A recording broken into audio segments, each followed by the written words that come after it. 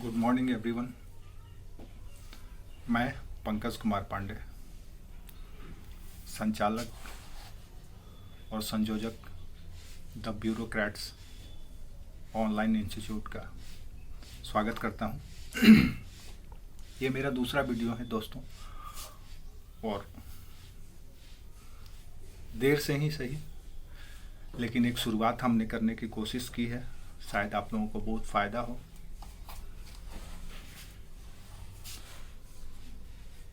उम्मीद करते हैं फ़ायदा होगा भी। दोस्तों, सिविल सर्विस की तैयारी के दौरान कई तरह की चुनौतियां आती रहती है, और ये एक स्वाभाविक प्रक्रिया भी है, क्योंकि इंडिया का सबसे श्रेष्ठ, सबसे सम्माननीय और प्रतिष्ठित पद भी है। इसमें दायित्व भी बहुत है और चुनौतियां भी बहुत हैं। तो स्वाभाविक है कि इसकी सिलेक्शन की प्रक्रिया या चुनाव की प्रक्रिया, कि आपकी चुनाव होगी कि नहीं होगी, ये भी थोड़ा सा टफ होगा, जटिल होगा। इस जटिल प्रक्रिया को सरल बनाना, इस जटिलताओं के खाई में गिरने से बचाना, आपको सावधान करना ही तो हमारे जैसे शिक्षकों का या मार्गदर्शकों का काम है। तो हम भी इसी कोशिश के साथ, विषय वस्तु के साथ साथ विषय से परे जा कर के हर एक तरह का सपोर्ट, हर एक तरह का सहयोग करने की कोशिश कर रहे हैं और करते रहेंगे। यह हमारी नई पहल है, नई शुरुआत है। तो अगर किसी तरह का कोई कमी हो तो इसमें आगे निरंतर हम लोग सुधार करते रहेंगे, कोशिश करेंगे बेहतर हो। दोस्तों, आज हम अपनी बात को कुछ 2-3 पंक्तियों में कह करके शुरुआत करना चाहते हैं। उम्मीद करते हैं आप लोगों को पसंद आएगा। जैसे ही हमारे मन में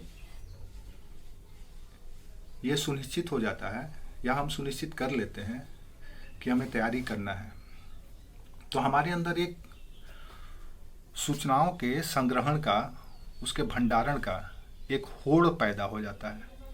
हम कोशिश करने लगते हैं जो हम किसी के प्रभाव में आकर के, या किसी से सुन करके, या किसी भी माध्यम से अपने पूर्व के अनुभवों के आधार पर ये कोशिश करने लगते हैं कि हम ज़्यादा से ज़्यादा अध्ययन करें, ज़्यादा से ज़्यादा सूचनाओं को संग्रहित करें, उसका भंडारण करें। जितना ज़्यादा हम करेंगे, हमारी सफलता की संभावना उतनी ही ज़्यादा होगी। दोस्तों, हम ये नहीं कह रहे हैं कि सिविल सर्विस की तैयारी में सूचना संग्रहण, भंडारण और सूचना के विभिन्न आयाम का महत्व नहीं है। उसके बगैर तो होगा भी नहीं, जरूरी भी है, वो बुनियादी है। चाहे आप विषय की बात करें या विषय से परे विषय वस्तु की बात करें, सब हर एक तरह का सूचना आपके लिए महत्वपूर्ण है और आपको सफलता में सहयोग भी करती रहेगी। उसके बगैर तैयारी बेमानी है। लेकिन समस्या ये है कि क्या सफलता सिर्फ अध्ययन से और सूचनाओं के संग्रहण से ही प्राप्त होगा? नहीं।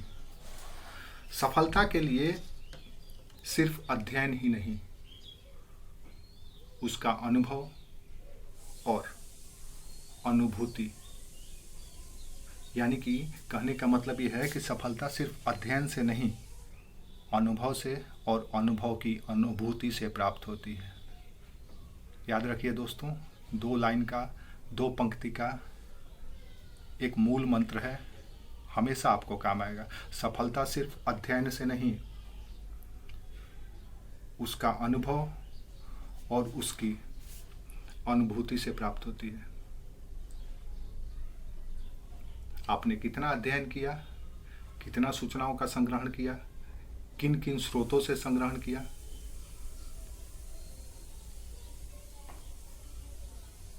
उसकी समय अवधि कितनी थी, इन सबों का महत्व उतना ही है जितना अनुभव का और उससे भी कहीं ज़्यादा अनुभूति का है। तो अनुभव, अनुभूति और अध्ययन तीनों का संतुलन बनाए रखिए, सफलता निश्चित है।